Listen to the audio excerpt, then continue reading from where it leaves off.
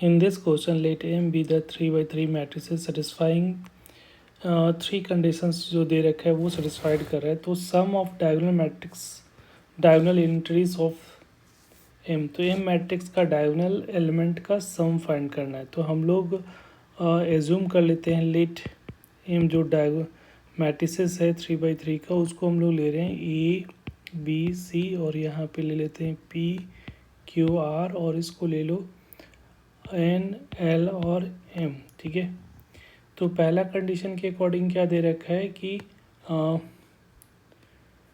m into 0 1 0 is equal to ये दे रखा है. पहला वाला अगर कंसीडर कर रहे हो तो m के जगह पे क्या लिख दो, ये वाला देन m की जगह पे लिख रहे हैं a b c और यहाँ पे हो गया p q r n l और m. हमारा फोकस क्या है, डायगोनल एलिमेंट का सम, ये वाला पार्ट का हमारा फोकस है. तो इस एक्चुअली हम लोग को ये वाला सारा एलिमेंट डायगोनल का जो भी एलिमेंट है पी क्यू और एम फाइंड करना है. ठीक है, तो यहाँ से पहला कंडीशन के अकॉर्डिंग अगर इसको हम लोग मल्टीप्लाई किससे करें 0 1 0 से, तो ये जो वैल्यू आ रही है वो -1 2 और 3 आ रहा है. तो इसका प्रोडक्ट करोगे तो देखो ये अगर हम लोग इधर से इस रो को इस कॉलम को इस हॉरिजॉन्टली मल्टीप्लाई होगा तो यहाँ से क्यू की वैल्यू बी की वैल्यू क्या हो जाएगी, बी इंटू 1 इक्वल टू क्या आ रहा है, तो पहला b into 1 is equal to -1 आ जाएगा इक्वेट करोगे तो. फिर यहाँ से अगर इसको मल्टीप्लाई करोगे तो q आएगा, तो q की वैल्यू जो आ रही है वो 2 आ रहा है. फिर यहाँ से l की वैल्यू 3 आ जाएगा. तो ये तो 3 वैल्यू यहाँ से आ गया. नेक्स्ट कंडीशन जो दे रखा है वो क्या दे रखा है, ए बी सी और यहाँ से p q r l n l m और यहाँ से हम लोग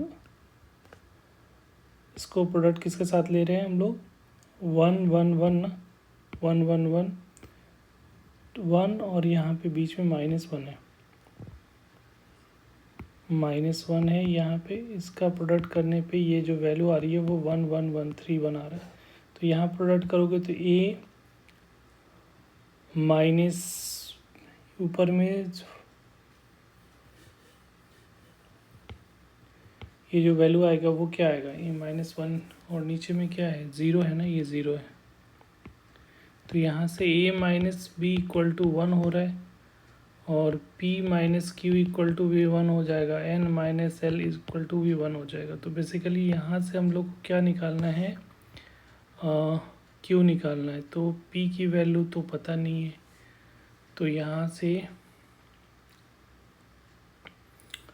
q की वैल्यू पता है 2 है. तो यहाँ से p की वैल्यू q की वैल्यू पुट करोगे तो ये हो जाएगा p -2 इक्वल टू 1. तो p की वैल्यू क्या आ रही है 3 आ रही है और a की वैल्यू क्या आ जाएगी, तो a की वैल्यू यहाँ से आ जाएगा हमारा b की वैल्यू -1 पुट करो तो +1, तो ये 0 हो जाएगा, a की वैल्यू 0 हो जाएगा. यहाँ से अगर l की वैल्यू 3 पुट करोगे तो n की वैल्यू जो हो जाएगा वो कितना हो जाएगा, n की वैल्यू क्या आ रही थी, n की वैल्यू 3 आ रही थी ना, तो 3 और यहाँ पे 1 है तो n की वैल्यू 4 आ रही है.